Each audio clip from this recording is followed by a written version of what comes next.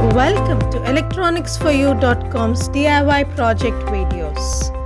This video is a proof of concept of the DIY project touchless doorbell that rings only when hand is sanitized, which is published on electronicsforyou.com. You will get to see the project working in action. Seeing that this project works would give you the confidence to invest your time and energy in developing it. Let me explain key parts of the project that you will learn more about while working on it. This circuit is made on an Arduino board and rings when the visitor's hand is not sanitized.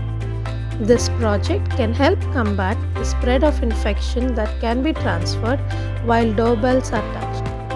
The components we use here and learn more about are an Arduino R3 board, ULN2003 relay driver, 5mm LED, 1N4007 rectifier diode and an MQ3 alcohol sensor. Interested in making this DIY project? Refer to the URL below for the complete circuit diagram and detailed project overview. Do like, share and subscribe to our channel for more such DIY proof of concept videos. Thank you.